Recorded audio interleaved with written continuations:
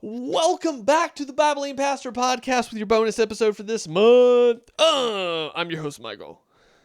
That is so much energy that I do not have right now. So it is now 7:30 here. So like I'm a lot more awake than I was at the beginning. So if you Yeah. saw the first episode this month and you were like, wow, this dude is boring.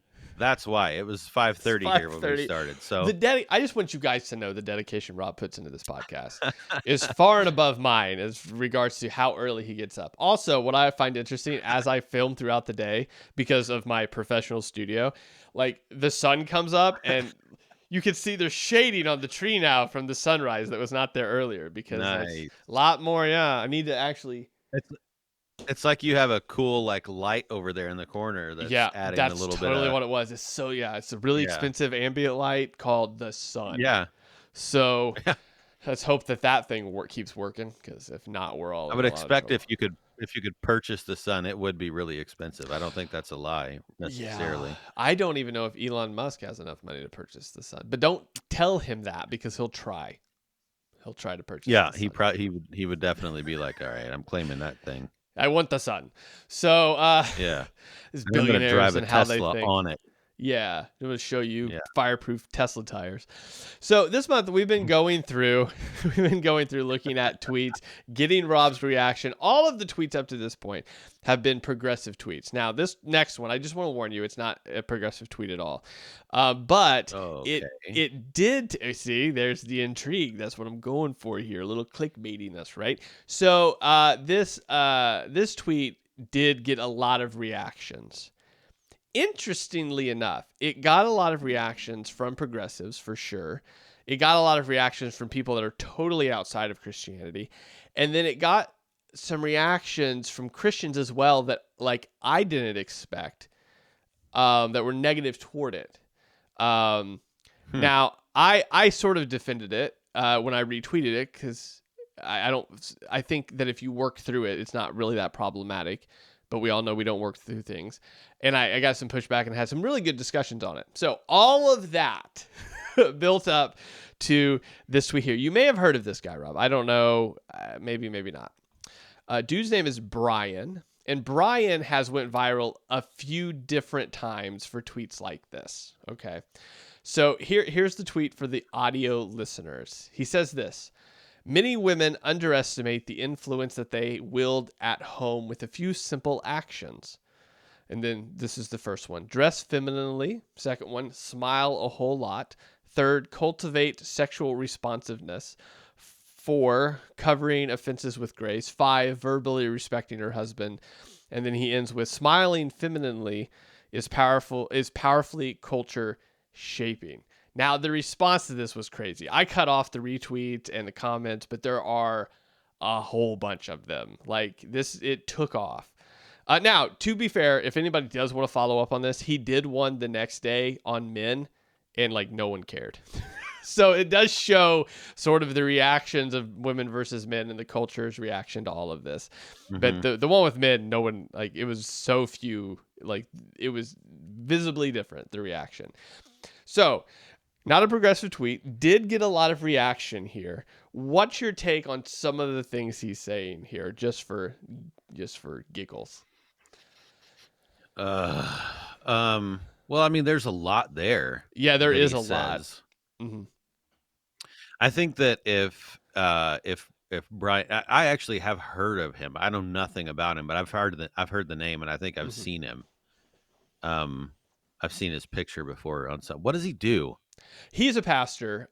He's a pastor of a church. I think he's also. I know he has a couple like albums as far as like he's a musician, and he think he may be slightly involved in the politics of whatever area he's in. I saw a video where he was doing something like at a speech or something. I don't think he's that political. I think he speaks on politics, but his main job is a pastor, as far as I know. Okay, well, so I think that if he were writing, this is a moment that he would have to say, as Paul did, this is not God speaking. This is this is my advice or my thoughts. So because you're not going to find, scriptures necessarily verbatim that are going to talk about some of these things anyway. Mm-hmm. um, Covering offenses with grace, for instance, of course, that's true for men and women and, whatever else, uh, children, whatever. So that's true. Now, I mean, you could dive into a whole lot of stuff, I think, with like, okay, well, define offenses. Covering offenses with grace, does that include like, well, he got frustrated the other day and shot me in the kneecap, right? Like, no, right? Oh, Like, like that at escalated really fast. right. Like the point being, like there are some offenses that you can't just be like, oh, you know what, Jesus loves you, I forgive you, love you, babe, right? Like, um, but as far as like covering offenses with grace in general, sure. I mean, that's a trait that all Christians should strive for. Um, Verbally respecting her husband, absolutely true. And now, the caveat to that is husbands should always strive to be respectable, Yeah. right? Yeah, It and I shouldn't be believe his hard work. follow-up tweet, it kind of alluded to that. I don't know for sure. I can't remember what it said, but I think it followed up with that. Yeah, I mean, um, uh, husbands should always strive to be respectable. And in the same, so it shouldn't be hard work for Yeah, her to yeah. verbally respect her husband. That's where I would be coming from with that. Um, Now there is a sense in which a woman uh, can influence a husband who hasn't been very respectable that day or that week or whatever by continuing to verbally respect him and treat him with dignity for his role and that sort of thing. That is a thing. The She can actually affect change in him in his demeanor by not punching back, right? I Um, can't remember first or second so Peter. He says that something win him over with your behavior. Yeah. yeah, yeah, yep, yep. And so dressing femininely, that's just true. I mean, I don't know, like the scriptures are pretty clear. Men and women are different. Now, dressing femininely means something different in like all sorts of different cultures, right? Yeah, So, yeah, yeah. I think what that's that looks loosely like, interpreted in regards to right? what that means. Yeah. Yep, yep. So, in our culture, this is um, a problem, okay, so I'll just say this, and it would cause the same amount of trigger for a lot of people, but dressing femininely in our culture a lot of times means wearing things that leave literally nothing to the imagination, right? For people walking by, everyone walking by might know exactly what your body is shaped like with no clothes on. That's dressing femininely in our culture, right? And that, I think, is not what Christians should do. Yeah, it's a bad Those are idea. things that should be shown off to your husband alone, right? And so, I mean, there are caveats to what he's saying here. I think that this is the unfortunate, like you were saying, the unfortunate predicament that Twitter puts the world in. Right? You can say things, but not necessarily. Um, uh, Dive into what you mean and what you don't mean and those sorts of things very easily. So I mean, smiling a whole lot, I don't know, that's probably the most trivial thing, but sure, I mean, that's also true of both men and women, that like if you're intentional about your attitude and attempting to be in good moods and focused on what is good, Hmm. then yeah, that's going to affect your day, your kids' day, your husband's day, your wife's day, whatever.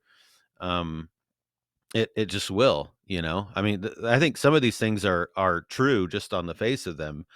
Well, Um, and some of them, I just think, automatically, like you said, the definition you come to. So he did reach out after I retweeted it. He kind of commented underneath, and his whole thing was, which I had known before, was he says that he tweets these out for believers, and then obviously on Twitter, it can go way out to everyone else. And so whenever you have, for example, the smiling a whole lot is what I'm going to kind of go in on for a second. When that gets out to somebody that is pretty indoctrinated in like third or fourth wave feminism, that's a triggering thing for them, because the idea of tell the woman to smile more, basically for them, they're hearing shut up and just smile. So automatically his line here is taken in a way that it's not intended to be taken. First of all, it's intended within a marriage, first of all. Second, it's intended in order to for within a, like you said at the beginning, a man and woman within a Christian relationship operating under the presumed idea that a man is doing what he's supposed to do, sacrificing and loving like Christ does, and then the woman is reacting to the man as the church is to Christ. So the idea, if you're operating within that, this doesn't make a whole lot of waves, because this makes sense, versus when it gets outside of those walls, things start sounding a little weird. So and when you live in a world that is abusive in some way, and I mean like actually abusive, not like abusive as in the world's terms, right?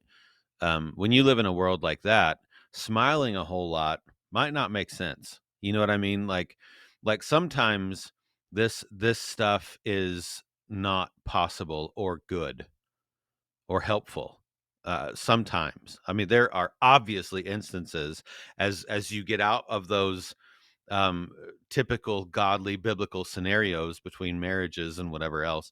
As you get out of that umbrella, then of course, some of these things are going to be dumb, like you're not going to do them. Um, I think what I was getting at earlier, a better way to say what I was saying earlier is that women, Christian women, should strive to dress femininely, not provocatively, which is the culture. And so, I mean, but again, that depends on the culture as to what femininely is well, and in some respect. that makes a whole. I mean, for some people that hear that, I think they're gonna automatically think sundress. That's just what they're gonna think, or Oh, dress of sure. some Yep. kind. Whereas, to be quite frank, my wife hasn't worn a dress probably since. No, okay. She did wear one. We went to a wedding one time after we were married, and she wore one. But that's like the second time past us getting married that she wore a dress. But Mhm. for her, dressing femininely means something different. It is not automatically connected to I'm going to wear a dress. It's connected to the type of clothes, as far as like the patterns on the shirts or the type of pant. Those are the sorts of things. And I think that does Mhm. need to be communicated, because that's a bit different, like you said, culturally or perspectively from where you live, what that means what that means. Yeah. Yeah. And I mean, conversely, men should dress masculinely, right? I mean, I think so. Sometimes whenever you said that he treated one out about men, and no one cares about that because everyone hates men right now, right? Um, but the reality is, a lot of these things, well, every one of these things are true of men as well. Men should dress like men and act like men and be masculine. Um, Men should still strive, because sometimes when I get home, my wife has had a terrible day and lots of things have happened and it's been busy and she's been pulling her hair out trying to get things done and whatever else, and plus we homeschool. So that's a whole thing, right? Like she's a busy woman. And so sometimes when I get home, she's had a day, right? And me coming home in a good mood, ready to work more, and smiling and being sort of a pick me up for her, is something that should be required of. It's something that I should strive for. So smiling a whole lot. I'm gonna just the action of smiling isn't.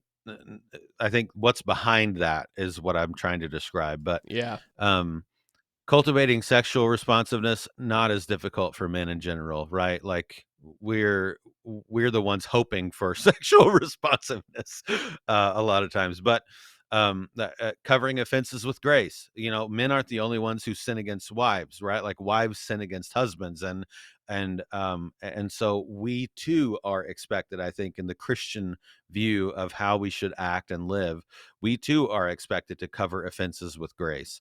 Um, Verbally respecting my wife, verbally loving my wife, verbally showing my wife she is important to me and her role does matter. And what she does is as important as what I do. Like all of these things are needed and important. I mean, I don't know what he means by smiling femininity, other than maybe it's kind of what he's trying to describe here. Um, but that is culture shaping. Some of the things that it talks about here does shape culture. But I mean, realistically, you could say that about all sorts of evil things, right? Like everything you do shapes Well, culture and I in think the that's home his point, or is this whatever is else. But countercultural shaping, is my guess. Looking yeah, at the rest of the things he's talking about, is that I don't know him, but the tweets that I see from him, the whole point is that if you live out a biblical Christianity, it in itself is countercultural enough that it does shape culture. Because yeah, if you live these are not typically, from the way I took it, these are not typically ways that women outside of Christianity are going to necessarily live their lives. Dressing femininely clearly is basically gone, or to the extreme, like you noted. Smiling a lot has been really taken to be a negative now in regards to you don't do yeah, that. The cult of sexual responsiveness, a lot of that was taken as sort of a RAPE culture was the response to this. Whereas I think the conversation I had with somebody was cultivating is just growing.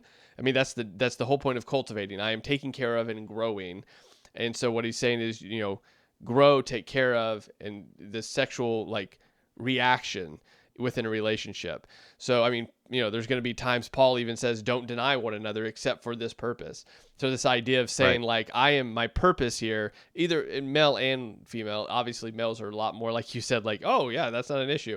But there are times again where a man has to go, hey, my wife has this need, I'm going to fulfill this need. hmm, And yep, then, so I think his whole idea here is to cover, all of these other things are countercultural in the way that obviously offenses aren't usually covered with grace. They're used in divorce court, or verbally respecting a husband is seen as some sort of hierarchy. I'm underneath him, so if I'm not going to do that, therefore I'm not. We're going to respect that.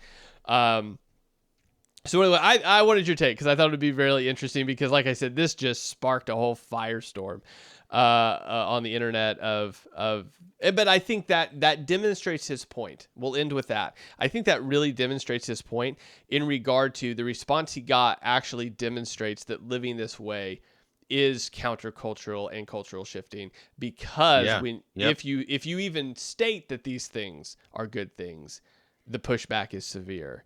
And how dare you say that? So, yep.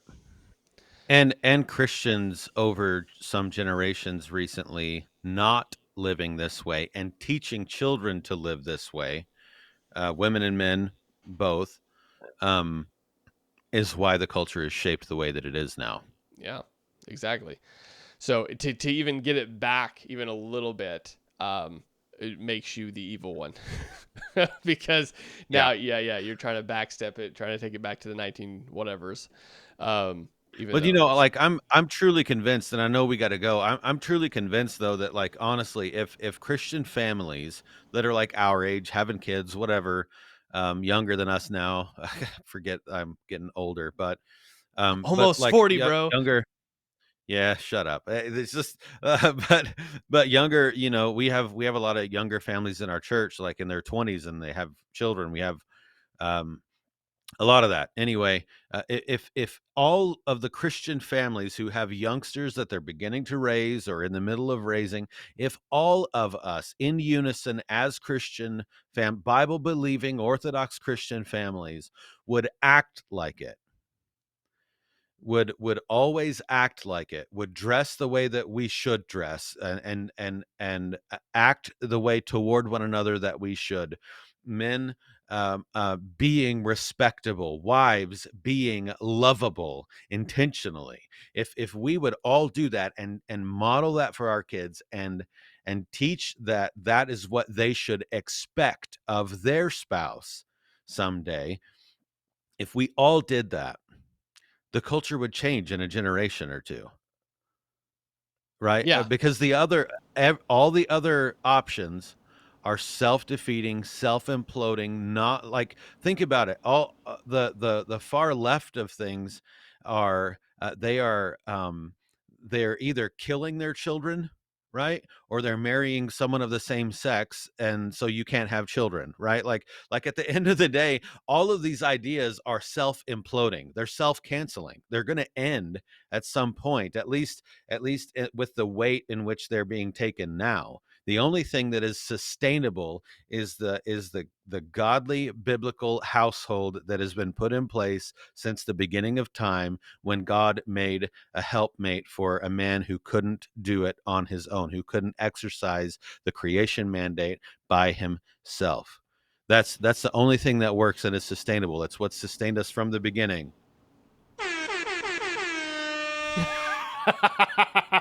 I was waiting for it. I was waiting for it. I was like, I'm gonna get the air horn ready.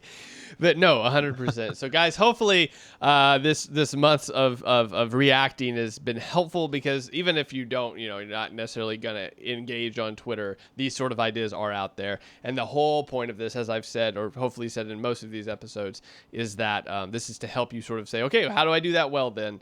And hopefully these have given you some tools to do that. So thank you for tuning in. If you like it, share it, comment, all the cool things. We'll talk to you next month with well, who knows? We have no idea what we're going to talk about. We'll talk to you then.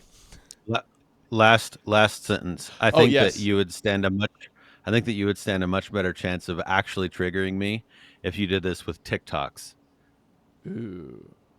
at Maybe some that'll point, maybe that'll be where next month. where I can see the mannerisms and the body language and the hatred and all of the things, right? Like I think that would stand a much better chance of triggering me. Anyway, talk to you next time, everybody. I think I have an idea.